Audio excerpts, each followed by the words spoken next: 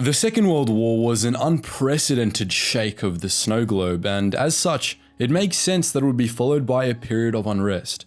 This came primarily in the form of the Cold War, in which the world was sundered into East and West, and under which there took place a great many terrible, bloody conflicts.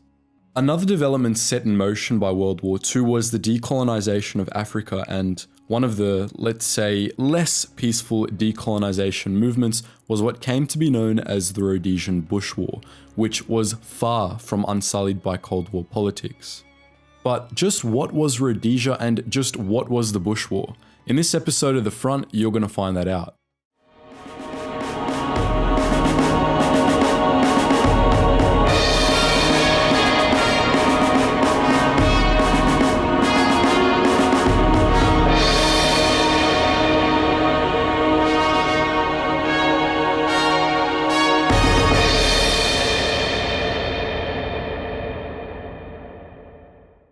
Established in 1923, Southern Rhodesia was a self-governed British colony in southern, not South, Africa. After World War II, Southern Rhodesia's white European minority decided they wanted the colony to become a sovereign state over which they would have control. Britain was willing to grant Southern Rhodesia its independence, but it only wanted to do so if the state met the conditions of majority rule, meaning that the white minority could not have absolute control. In response, directed by white Prime Minister Ian Smith, the white minority did all it could to delay the inevitable, making a unilateral Declaration of Independence, or UDI, and stripping the Southern from Southern Rhodesia in November 1965. But most of the rest of the world never recognized it as an official state. Even before the UDI, however, tensions in and around Rhodesia were high, with the first notable act of violence of the Bush War occurring in July the year before. Before we get into that, let's lay out the belligerents. In opposition to Smith's white minority-led government were two African nationalist organizations and their guerrilla arms, the Zimbabwe African People's Union, or ZAPU, and its guerrilla arm ZIPRA, and the Zimbabwe African National Union, or ZANU, and its guerrilla arm ZANLA. In respect to the climate of the Cold War, the Soviet Union was a major supporter of ZAPU, while China was a major supporter of ZANU, which also maintained strong ties with the Mozambique Liberation Front, or FRELIMO. By 1979, ZAPU and ZANU boasted a combined might of 45,000, though it's important to note that these organizations went toe-to-toe with each other on more occasions than one. As for Smith, he enjoyed overt support, including war supplies, material, and troops from South Africa, though as the Bush War progressed, overseas volunteers from Portugal, the United States, and even Britain, to just name a few, fought in the Rhodesian security forces. By 1979, the Rhodesian security forces had grown to some 10,800 regulars, with around 40,000 military and police reservists at their calling. Lastly, back in 1973, it's estimated that between 2,000 and 5,000 South African troops were fighting for Smith's white minority-led government. Back to July 1964, it was ZANU guerrillas who broke the ice and set the Bush War in motion, murdering a prominent white foreman and his wife.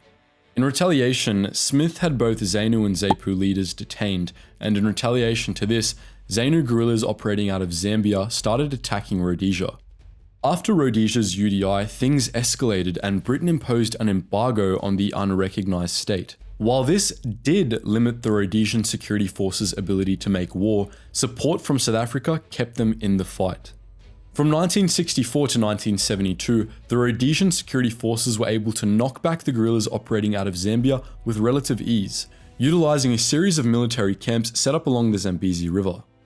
Though things escalated near the end of 1972 when ZANU guerrillas inflicted major damage on Altina Tobacco Farm, which was owned by a white farmer who was wounded in the attack. After this, the Rhodesian security forces started conducting offensive operations into Zambia, Portuguese-ruled Mozambique, and Tanzania, trying to preemptively nullify their opposition. Guerrilla activity increased in turn. Things got much worse for Rhodesia after Mozambique gained its independence from Portugal in 1945.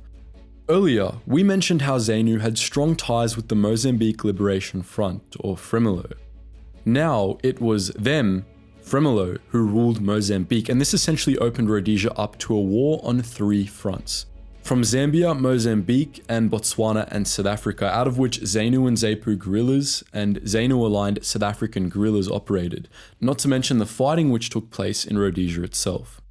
It's safe to say that Rhodesian Prime Minister Ian Smith was starting to sweat at this point, and what made matters worse for Smith was that his most stalwart ally, South Africa, was starting to back out. The decolonisation of Africa was in full effect, and the majority rule was on his doorstep. Yet, over the next 4 or so years, Smith never wholly gave up. He even started letting black volunteers into the Rhodesian security forces, so many so that, by 1976, the force was majority black, and he also resorted to some pretty questionable methods of war. One of Smith's most astounding last-ditch efforts was the Rhodesian Security Forces Chemical and Biological Weapons Program, in which they used insecticides, rodenticides, cholera, anthrax, typhus, typhoid fever, and other toxins to kill African nationalist guerrillas. They achieved this by contaminating food, beverages, and medicines in guerrilla camps in Rhodesia, Zambia, and Mozambique. Overall, the CBW program resulted in just over 800 recorded deaths. Trumping the CBW program, in August 1976, 72 operatives of the Sealer Scouts, a special forces unit of the Rhodesian Security Forces, disguised themselves in Frelimo uniforms and vehicles and drove into Mozambique. Reaching a ZANU camp, they announced to the 4,000 guerrillas resting there that Rhodesia had been won. When the guerrillas came out to celebrate, the scouts opened fire, gunning down between 300 and 1,000 guerrillas before fleeing. From here on in, ZAPU and ZANU grew and, supported by the Eastern Bloc, gained access to better training and equipment. But the Bush War wasn't silenced just yet. In May 1977, the Rhodesian Security Forces engaged ZANU forces in Mozambique with ground and air forces, taking 32 guerrilla lives for a loss of just 1 pilot. In August, ZANU bombed a Woolworths department store in Rhodesia's capital, Salisbury, killing 11 and injuring a further 70. Later that year, ZANU burned the homes of black civilians living on white-owned farms on Rhodesia, ending 16 black lives in smoke and flame. In November, the Rhodesian Security Forces made another combined arms attack, codenamed Operation Dingo, on guerrilla camps in Mozambique over a 3-day period, ending thousands of lives. In May 1978, 50 civilians were killed in the crossfire of yet another battle, and some 450 ZANU guerrillas stormed the town of Umtali in Mozambique. In retaliation, the Rhodesians conducted a series of aerial raids on guerrilla encampments. In September, the Rhodesian Security Forces flew fighter bombers and gunships to the ZAPU camp in Zambia and unmade it, taking revenge on the guerrillas who had shot down Rhodesian civilian airliners with heat-seeking missiles earlier in the war. Heat-seeking missiles, mind you, provided by the USSR. By 1979, however, the Rhodesian Security Forces just couldn't keep up, and ZAPU, at least, was preparing to invade Rhodesia. Whites were starting to flee and the Rhodesian security forces were wearing thin. The end of the Bush War was in sight. Before any invasion could take place, Smith conceded to ending the white minority rule and establishing a multiracial democracy, and for much of the latter half of 1979, Rhodesia was renamed Zimbabwe Rhodesia. Smith did this with the assistance of a black Rhodesian-born bishop by the name of Abel Muzorewa, who soon replaced Smith as Prime Minister. ZAPU and ZANU, however, thought Muzorewa was little more than a puppet and they kept on fighting. At this point, Britain had had enough, organising a conference which came to be known as the Lancaster House Agreement. Under the agreement, it was decided that Rhodesia would fall temporarily under British rule until a fair election could be held. Under the watchful eye of a British Commonwealth force, the election went forward in 1980 and ZANU leader Robert Mugabe was voted into power. On the 18th of April, the British left and Rhodesia was declared independent and renamed Zimbabwe. Unfortunately, ZAPU wasn't too happy with the result of the election and violence between the two groups continued until 1987, after which they merged. All in all, some 20,000 civilians and 11,000 military personnel and guerrillas were killed in the Rhodesian Bush War. But as per usual guys, what do you think? Had you heard about the Bush War before today? Would you like to see more videos on the conflict? What about other conflicts which fall under the Cold War umbrella? Please, as always, share your thoughts in the comments section below. We love reading them. And just before you go, guys, if you do want to check out our wider community, make sure you join our Discord where you can chat to other history buffs and myself about anything pertaining to history.